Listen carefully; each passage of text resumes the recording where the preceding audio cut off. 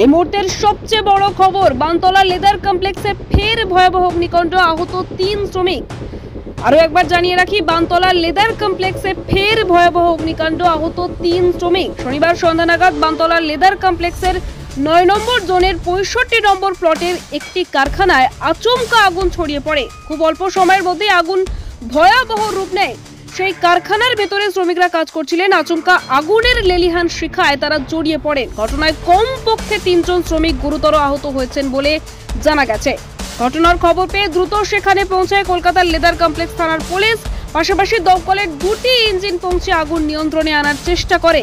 ঘটনার জেরে এলাকায় আতঙ্ক ছড়িয়ে পড়ে। ঘটনাস্থলে উপস্থিত ছিলেন ভাঙড় 1 নম্বর ব্লক ও লেদার কমপ্লেক্স শ্রমিক সংগঠনের সভাপতি রাকেশ রায় চৌধুরী।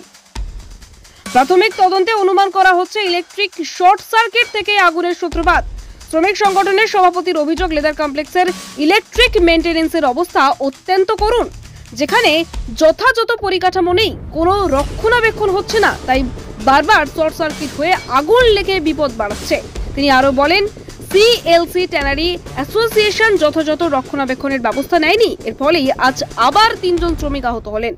আহত শ্রমিকদের দ্রুত স্থানীয় হাসপাতালে নিয়ে যাওয়া হয়েছে। তাদের শারীরিক অবস্থার উপর কড়া নজর রাখছে চিকিৎসক ও প্রশাসন।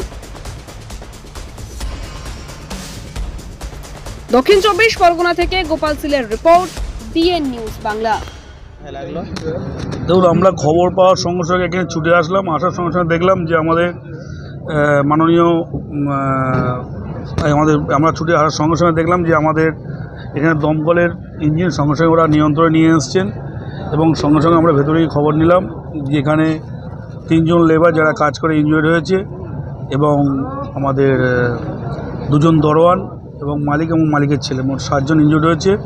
তারপর শুনলাম যে ওখানে ইলেকট্রিকের শর্ট সার্কিট হয়েছে, তারপর পরিপ্রেক্ষিতেই আগুনটা লেগেছে এবং দেয়াল পর্যন্ত বাস্ট হয়ে গেছে। দেখলাম যে পরিস্থিতি, ওখানে দেখলাম দেয়াল পর্যন্ত বাস্ট হয়ে গেছে। মানে আমি প্রথমত ধন্যবাদ জানাবো যে আমাদের রাজ্য সরকারের দমকলের দপ্তরকে, যে আমাদের মানবিক মুখ্যমন্ত্রী দমকল দপ্তর, যেভাবে দমকল তারা আগুনটা নিয়ন্ত্রণে নিয়ে আসছে এবং আমাদের কেএলসি থানার অল টিম বড়বাবু সহ সঙ্গে সঙ্গে আমাকে এমএলএ সাহেব ফোন করলেন, সমস্ত খবর নিলেন, লেবাররা কোথায় ভর্তি আছে সেটাও খবর নিলেন, সমস্ত রকম আশ্বাস দিয়েছেন তিনি সমস্ত লেবারদের পাশে থাকার জন্য, যাতে কোনো সমস্যা না হয়।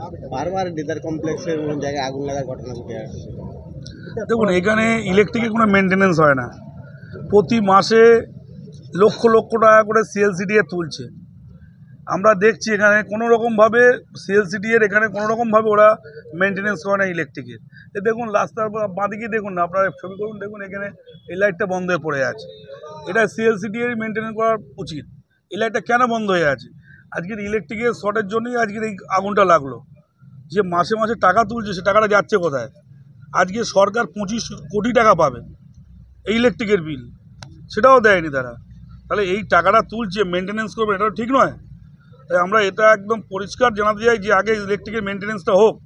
আমি মাননীয় মুখ্যমন্ত্রীকে অনুরোধ করব, আমার ঐশিক বন্দ্যোপাধ্যায় অনুরোধ করব এবং আমার প্রিয় বিধায়ক অনুরোধ করব যে অবিলম্বে আমাদের যিনি আমাদের নগর উন্নয়ন দপ্তরের মন্ত্রী কেএমডি এর কাজ হচ্ছে এখানে, অবিলম্বে ইলেকট্রিকের যে সমস্যাটা আছে এটা কারখানার মধ্যে, এটা অবশ্যই দেখার দরকার। লেবারদের নিরাপত্তা আগে এখানে। এর মধ্যে কি কাজ হতো দাদা?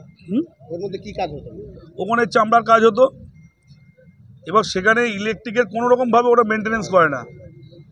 এখানে আগে মানে সিএলসিটি শুধু মেনটেন্সের টাকাই তুলে যাচ্ছে, কোনো রকমভাবে মেনটেন্স কোনো দায়িত্ব নেয় না ওরা, যার জন্যই ঘটনা ঘটছে।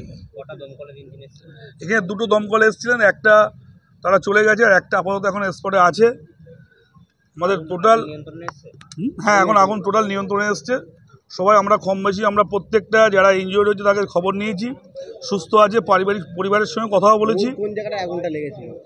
একদম ওপরে, দেখুন ওপরে লেগেছিল, বিল্ডিং টপের পরেরটায় লেগেছে এবং দেয়াল পর্যন্ত ফেটে গেছে। একদম টপের ওপর দেখুন, এই সেই দেখা যাচ্ছে ওখানে লেগেছে।